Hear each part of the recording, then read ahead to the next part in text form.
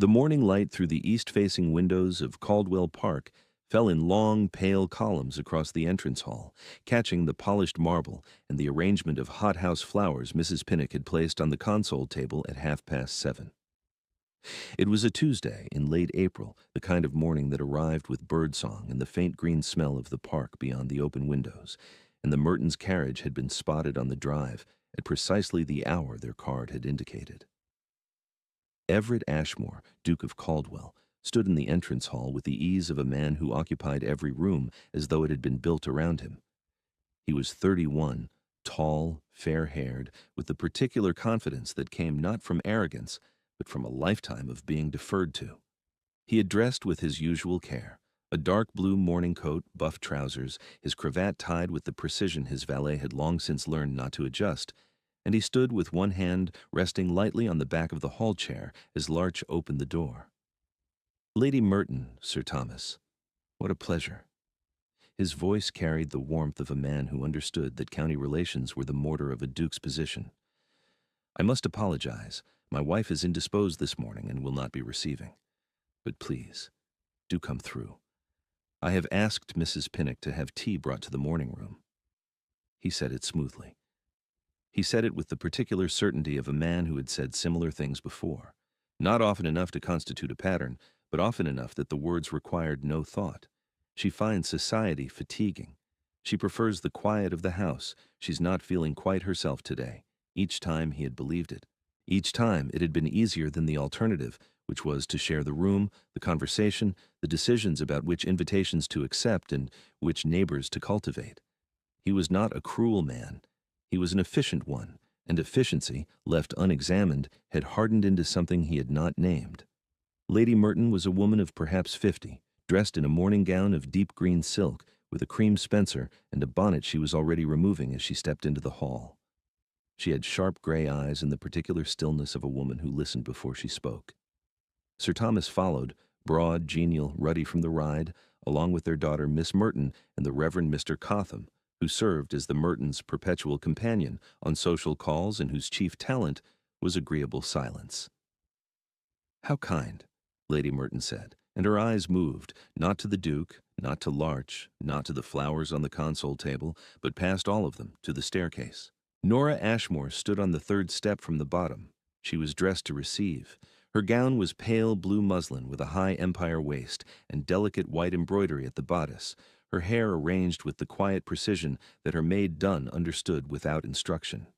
She wore a single strand of pearls, her mother's, and her hands were folded in front of her with the composure of a woman who had been standing there long enough to hear every word. She had come down at 9:45, as she always did when guests were expected. She had heard the carriage on the gravel. She had been descending the staircase when her husband's voice reached her from the hall below, and she had stopped, not because she was uncertain, but because the words required a moment of absolute clarity before she chose what to do with them. She is not receiving today. She had heard it. She had understood it, not as cruelty, because it was not cruel. It was worse than cruelty. It was habit. The quiet, practiced habit of a man who had decided, without consulting her, without examining the decision, that his life operated more smoothly without her in the room. The visitor's eyes were on her now. Sir Thomas had followed his wife's gaze and gone slightly pink. Miss Merton's lips had parted. The Reverend Mr. Cotham was studying the ceiling with the intensity of a man who wished to be elsewhere. And Lady Merton was watching Nora's face with the particular attention of a woman who recognized composure because she had spent a lifetime practicing it. The Duke had not yet turned around. "Shall we go through?" he said, gesturing toward the corridor. "Your Grace," Lady Merton said, and her voice was perfectly level, "I believe the Duchess is here after all." Everett turned. The moment lasted perhaps 3 seconds. His wife stood on the staircase in her pale blue muslin, her pearls, her folded hands, and she looked at him with an expression that contained no anger, no accusation, no hurt, only clarity. The kind of clarity that a man could not argue with, because it was not an argument. It was simply the truth, standing on the third step, dressed to receive guests he had dismissed on her behalf. "Good morning, Lady Merton," Nora said, and she descended the remaining steps with the unhurried grace of a woman entering her own entrance hall, which it was. "Sir Thomas, Miss Merton, Mr. Cotham. How very kind of you to call. Shall we go through to the morning room? Mrs. Pinnock has arranged the most beautiful primroses from the garden. I must show you before they close for the afternoon." She passed her husband as though he were a piece of furniture. Not pointedly, there was nothing sharp in it, nothing designed to wound. She simply moved through the hall with the ease of a woman who belonged there, and the guests followed her because she was the one who had invited them, and she was the one who was receiving them, and she was the one whose composure made it possible for everyone to pretend that what had just happened had not happened at all. Everett stood in his own entrance hall and watched his wife lead his guests away. Mr. Fenn, his secretary, was standing near the study door with a sheaf of correspondence. He had witnessed the entire exchange. He said nothing. He did not need to. His face, carefully neutral, said everything that good breeding prevented his mouth from saying. The morning room at Caldwell Park faced south and east, and at this hour the light came through the tall windows in generous warm sheets that touched the primroses on the side table, and the pale yellow silk of the curtains and the polished surface of the tea table, where Mrs. Pinnock had laid out the best Sèvres service. Nora sat in the chair nearest the window, her chair, the one she always occupied when they received, though they had not received together in some weeks now, and she poured the tea with steady hands. "What a beautiful room," Lady Merton said, accepting her cup. "I had heard Caldwell Park was handsome, but this is exceptional. The proportions are very fine." "My husband's grandmother oversaw the decoration of this wing," Nora said. "I have not altered it. I think she understood the light better than anyone could now." "You have a feeling for rooms, Your Grace. One can tell by the flowers." "I have a feeling for primroses. Everything else is Mrs. Pinnock's doing, and she would not thank me for taking credit." Lady Merton smiled. It was the smile of a woman who was making a decision, and the decision was that she liked the Duchess of Caldwell very much. Sir Thomas, who had the social instincts of a well-meaning retriever, launched into an account of the new drainage works on the Merton estate, and Nora listened with the attentive interest of a woman who understood that drainage works were the foundation upon which county friendships were built. She asked the right questions about the clay subsoil near the lower meadows, about the cost of the new tiles from Bridgewater, and Sir Thomas expanded with the warmth of a man who had found someone willing to hear about drainage for more than 45 seconds. The Duke appeared in the doorway. He had waited, how long? 5 minutes? 7? And in that interval his understanding of the morning had shifted in ways he could not yet articulate. He had stood in the entrance hall hearing the sound of his wife's voice from the morning room, the laughter, the particular cadence of conversation that meant things were going well, and he had felt something he could not immediately identify. It was not jealousy. It was not anger.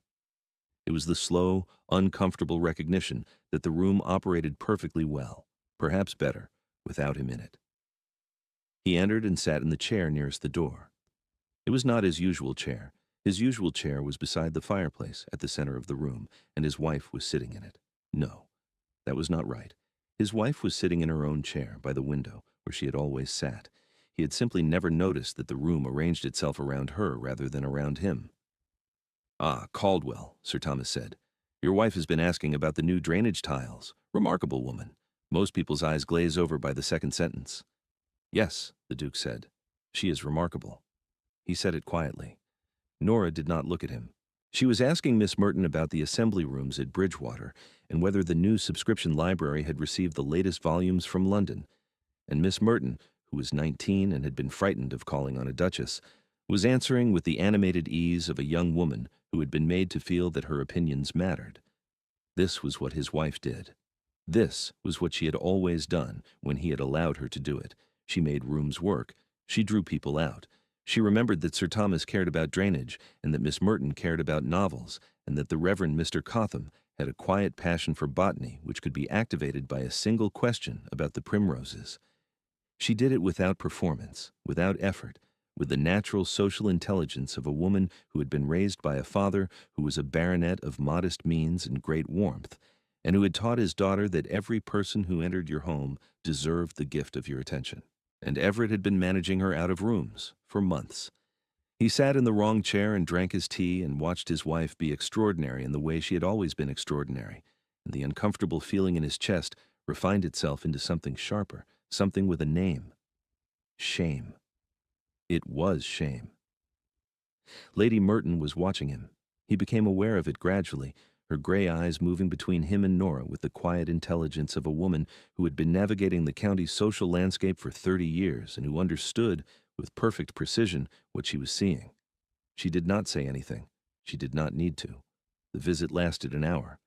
It was, by any measure, a success, the kind of county morning call that established connections, opened doors, laid the groundwork for the invitations and alliances, and quiet mutual supports that constituted the life of a great estate among its neighbors. Sir Thomas departed with the conviction that the Duchess understood drainage. Miss Merton departed with 2 book recommendations and an invitation to tea the following week. The Reverend Mr. Cotham departed with a cutting of the primrose variety he had admired, wrapped in damp muslin by Mrs. Pinnock. Lady Merton departed last. She took Nora's hand at the door and held it for a moment longer than convention required.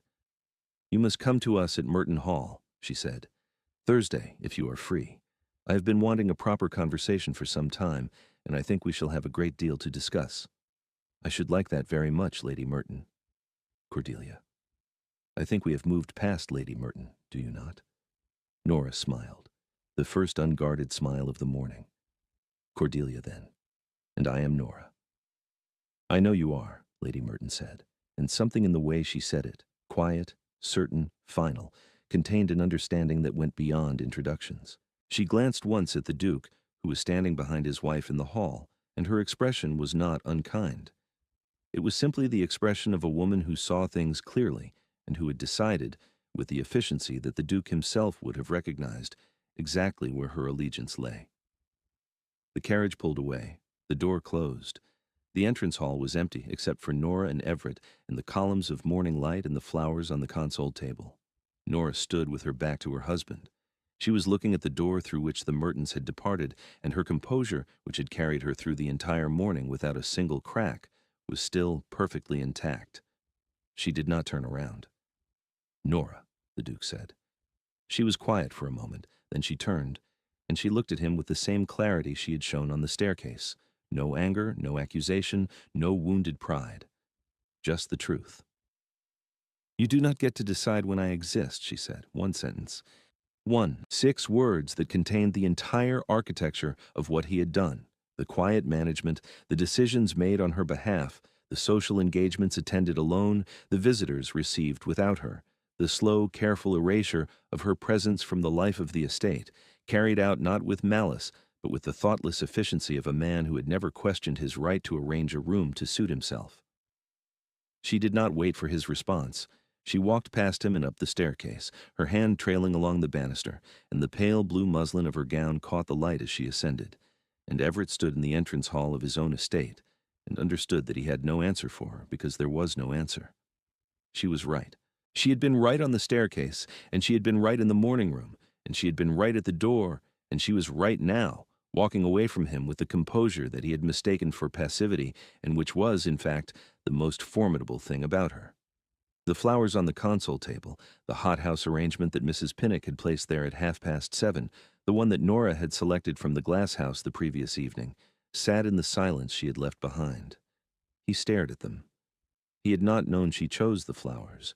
He had assumed Mrs. Pinnock did it, the way he had assumed most things about the household were managed by the staff, rather than by the woman he had just told 5 strangers was indisposed.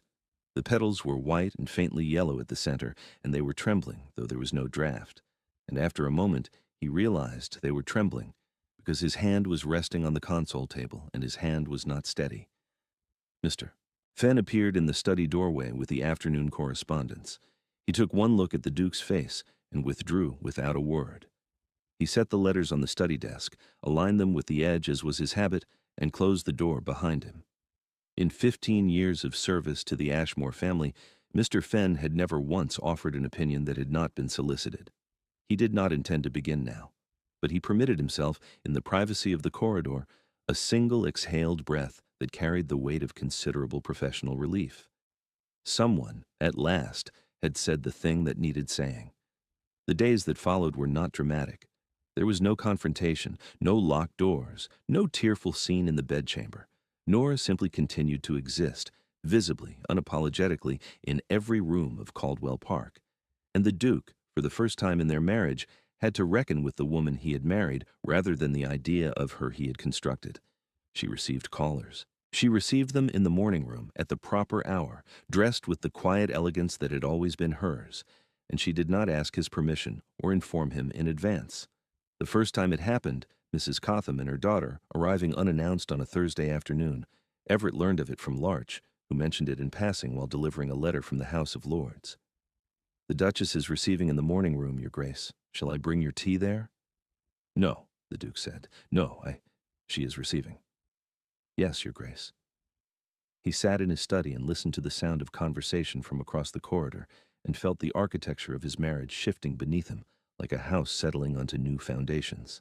Mrs. Pinnock brought his tea at 3:30, as she always did, and she set it on the desk beside the correspondence with the particular care of a woman who had served this household for 11 years and who had opinions she would never voice.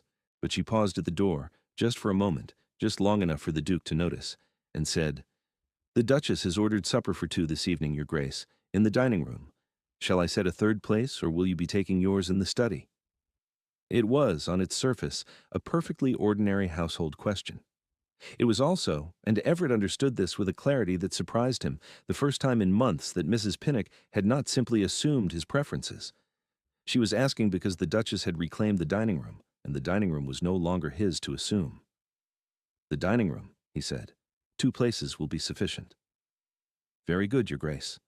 She closed the door. He sat with his tea cooling beside untouched letters and thought about the word sufficient and how it had come to describe his place in his own household, and how, if he was truthful with himself, and the morning's events had made anything less than truthfulness feel dangerous, it was precisely the place he had earned. She went to Merton Hall on Thursday, as Lady Merton had invited her. She went in the carriage, his carriage, the Caldwell crest on the door, and she did not tell him she was going because she did not need to tell him.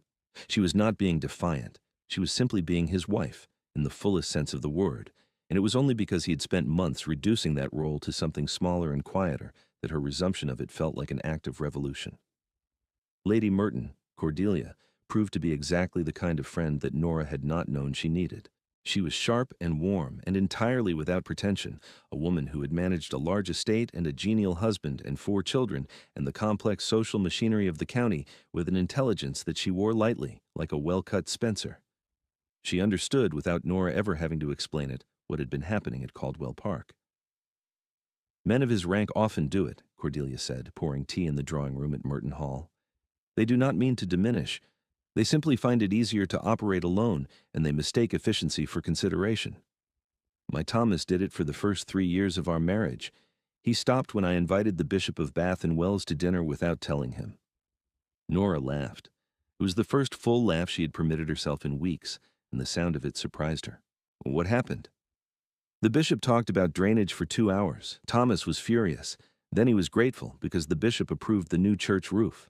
After that he understood that I was useful, and after a further year he understood that usefulness was not why he married me. Men are slow, Nora. They get there. The good ones get there." At Caldwell Park, the Duke was getting there. It was not a single moment of revelation, but a series of small recognitions, each one landing with the quiet precision of a stone dropped into still water. He noticed that Mrs. Pinnock came to Nora for the household decisions, the menus, the linen rotation, the management of the kitchen garden, and had been coming to her all along, even during the months when he had imagined himself at the center of the estate's operations. He noticed that Larch deferred to her on matters of the tenants' welfare, the Hayward family's leaking roof, old Mrs. Prentice's need for firewood, and that she handled these things with a competence that suggested long practice rather than recent ambition. He noticed that the correspondence on her writing desk was not, as he had vaguely assumed, personal letters and invitations, but a detailed accounting of the household expenses, cross-referenced with the steward's quarterly reports, annotated in her precise hand. She had been running his house. She had been running it competently, quietly, without recognition, and he had been standing in front of her telling visitors she was indisposed. The evening he found the household accounts was the evening he went to her sitting room. She was reading by candlelight, 2 tall beeswax candles in silver holders, the curtains drawn against the April dusk, and she looked up when he entered with an expression that was neither welcoming nor unwelcoming. It was simply attentive, the expression of a woman waiting to see what a man would do with the space she had given him. "I owe you an apology," he said. "Yes," she said. "You do." He had expected, what? That she would soften, that the admission would be enough, that the word apology would open a door through which he could walk back to the comfortable arrangement he had maintained. But Nora did not soften, and the door did not open, because she understood something that he was only beginning to grasp, that an apology was a beginning, not an end, that the word meant nothing without the alteration that followed it. "I am not certain how when I began to—" He stopped. He was a man who spoke in the House of Lords with fluency and force, who could dismantle an argument with 3 sentences, who had never in his adult life been unable to finish a thought. But this was not the House of Lords. This was his wife's sitting room, and the argument he was trying to dismantle was himself. "You did not begin," Nora said. She set her book aside, a volume of Cowper's poems, the page marked with a ribbon. "That is what made it so difficult to address. There was no beginning. There was simply a gradual assumption that my presence was optional. You did not decide it. You drifted into it. And because it was never a decision, you never had to defend it. And because you never defended it, you never examined it." He stood in the doorway and heard his marriage described with a precision that left him nowhere to stand. "What do you need from me?" he asked. "I need you to stop answering for me," she said. "I need you to let me answer for myself, not because I require your permission, but because you have been withholding it without knowing you were withholding it, and that must stop. It will stop. Words are easy, Everett. Then watch." She looked at him for a long moment. The candlelight was warm on her face, on the pale blue ribbon in her hair, on the strand of pearls she had not yet removed for the evening. She did not smile. She did not reach for him. But something in her expression shifted. Not forgiveness, not yet, but the willingness to allow him the space to earn it. Which was, he understood, more than he deserved, and exactly what she had always given him, the precise amount of grace the situation required, neither more nor less. He left her sitting room and closed the door softly behind him. The weeks that followed were the rebuilding. It was slow work, the kind of work that could not be rushed or performed or declared complete because the damage had been slow and the repair had to match it. The Duke began, with the awkwardness of a man learning a skill he should have possessed from the start, to include his wife. He included her in the morning correspondence, sitting beside her at the breakfast table, reading aloud from the letters that required household decisions, asking her opinion on the matters that touched the estate's tenants and neighbors. He included her in the social calendar, not by informing her of engagements he had accepted, but by bringing her the invitations and asking which ones she wished to attend. He included her in the visits, standing beside her when callers arrived, introducing her before himself, watching as she did what she had always done, which was to make every person in the room feel that they had been received. It was not comfortable. It required him to cede ground he had held without realizing he held it, to share decisions he had made without realizing he was making them alone. But Nora made it bearable in the way she made everything bearable, with competence, with patience, with the quiet expectation that he would meet the standard she set, rather than the one he had established for himself. The Mertons came to dinner in May. It was the first formal dinner the Duke and Duchess had hosted together in 4 months, and Nora oversaw every detail, the menu, the seating, the flowers, the candles in their silver branches, casting warm light across the mahogany table. She seated Lady Merton beside the Duke, which was either an act of trust or a test, and Everett understood that it was both. "Your wife tells me you have been attending more closely to the tenants' cottages," Lady Merton said over the fish course, her gray eyes bright with the amusement of a woman who knew exactly what she was doing. "My wife has been attending to them for longer than I knew," the Duke said. "I am merely learning to keep pace." Cordelia looked at Nora across the table. Nora looked back. Something passed between them, not triumph, not satisfaction, but the quiet acknowledgement of 2 women who understood that the real work of a marriage happened in precisely these moments, when a man said something true without being prompted, without an audience that mattered, simply because the truth had become easier than the alternative. After dinner, when the party had moved to the drawing room and Sir Thomas was explaining the success of the Bridgewater drainage tiles to Mr. Fenn, who bore it with the patience of a man who had no choice, the Duke found himself standing beside his wife near the window. "Thank you," he said quietly. "For what?" "For seating Cordelia beside me. I believe she is the most terrifying woman in the county, and I believe you did it deliberately." Nora smiled. "She is the most perceptive woman in the county, which is more dangerous. And yes, I did it deliberately." "Why?" "Because you needed to be seen clearly by someone whose opinion you could not manage, and because she already sees you clearly, which means the worst of it is over." He looked at his wife in the candlelight of their drawing room, at the pearls and the pale silk of her evening gown, and the composure that he had once mistaken for passivity and now understood was the scaffolding that held their entire life in place, and he felt something that he had not felt before. Not love, because he had loved her in his fashion from the start, but recognition. The full, unmediated recognition of who she was, separate from who he had needed her to be. "I was wrong," he said. "You were. I will not be wrong about this again." "No," she said. "I do not think you will." She reached out and straightened his cravat. A small gesture, domestic, unremarkable, the kind of thing a wife did without thinking. But she had not touched him voluntarily in weeks, and the contact, her fingers against his collar, brief and precise, said more than any declaration could have. He caught her hand before she withdrew it, and he held it, and she let him, and they stood like that for a moment while Sir Thomas talked about drainage tiles, and Cordelia watched them from across the room with an expression that was, for the first time that evening, entirely soft. The seasons turned. The summer brought long evenings in the garden, where Nora had established a cutting garden for the house, and the Duke learned the names of the flowers because she knew them, and because knowing what she knew had become important to him. He attended the House of Lords for the autumn session and returned to find that his wife had managed the harvest, negotiated with the grain merchant, resolved a boundary dispute with the neighboring estate, and befriended every family within 5 miles of Caldwell Park. "You have been busy," he said, standing in the entrance hall with his traveling case, looking at a wife who was more formidable than he had left. "I have been visible," she corrected, and kissed his cheek, and sent Larch for his tea. The winter brought the news that Nora was with child. She told him at breakfast quietly over eggs and toast, and he set down his cup with a steadiness that cost him considerable effort. "Are you pleased?" she asked. "I am, Nora, I am—" He stopped. He took her hand across the breakfast table, the eggs going cold, the toast forgotten, and he said, "I am grateful. For you. For all of it. I have not said it enough." "You have not said it at all," she said, but she was smiling, and the smile reached her eyes, and the morning light through the breakfast room windows was warm on her face. Their son was born the following spring, in the bedroom overlooking the park, with Mrs. Pinnock stationed in the corridor and Larch keeping the household running with his usual silent competence, and the Duke pacing the library below, until Cordelia Merton, who had arrived that morning and refused to leave, told him to sit down before he wore a groove in the floorboards. They named him Thomas.